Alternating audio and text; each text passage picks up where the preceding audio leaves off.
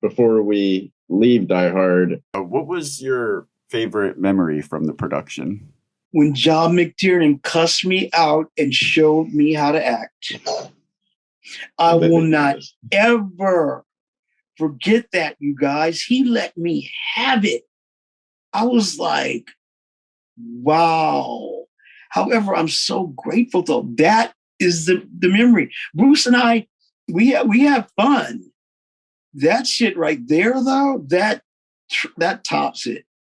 The truth, even if it hurts, always feels better when it gets on the other side. Greg calls me and he goes, Day, I've read this and they're very interested in you for this thing. And I said, what is it? And he goes, it's a commercial. Bruce is on board and it's Die Hard and it's for Advanced Auto Parts.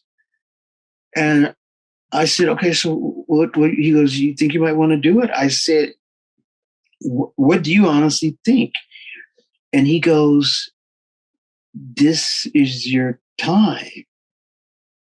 He goes, to rekindle. He goes, you're a different person now. You're spiritual now.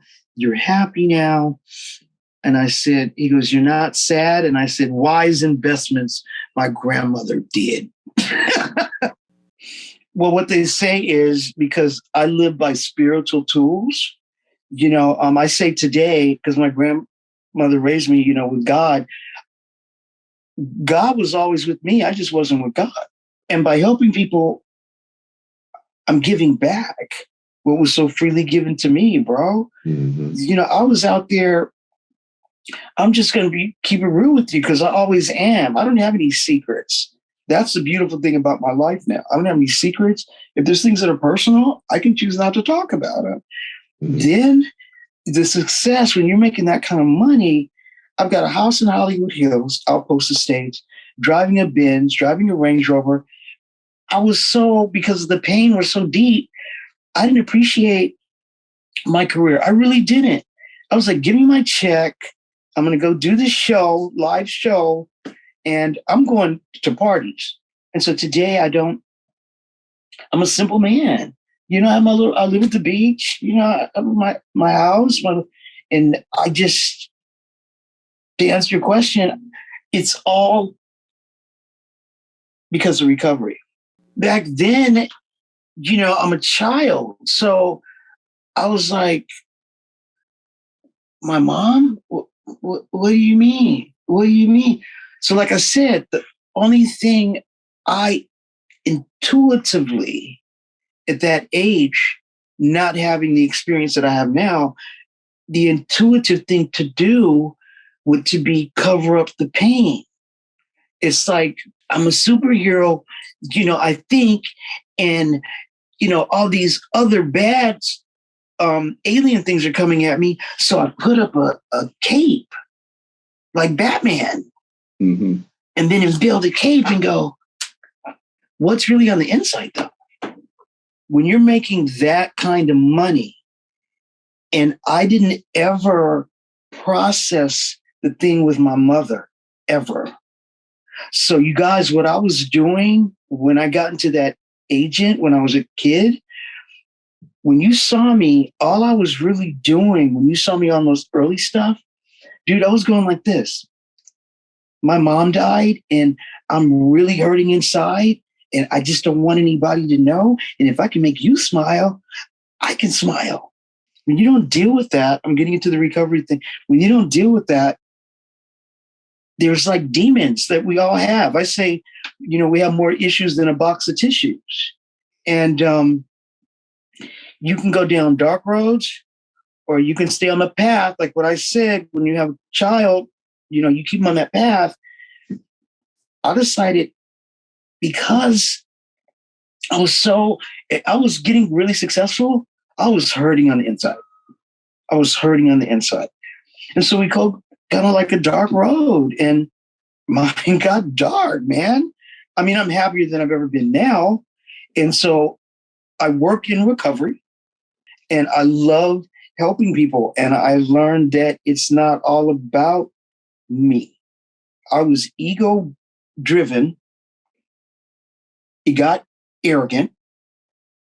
And I just started getting out of the gratitude that I was supposed to have, like what you just said. The shot at stardom at that age, and to get the gifts that Hollywood has to offer, if when you open those gifts, you appreciate them, it goes down, you can go down dark roads. And mine got dark because my mother's, hers was dark, to be quite frank with you.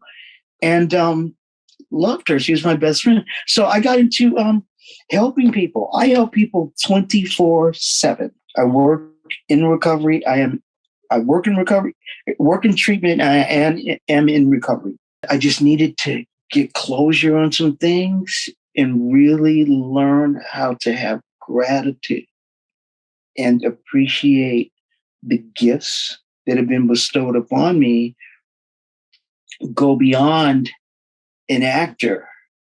You know, some say I have this gift of giving people hope. And in the work that I do, you know, I tell these young ones that are on drugs and this fentanyl stuff and everything that's happening is, I'm like, look, you know, I straight up with them. You know, they get a little arrogant and stuff. Their parents drop them off with the American Express Black card and say, you take them.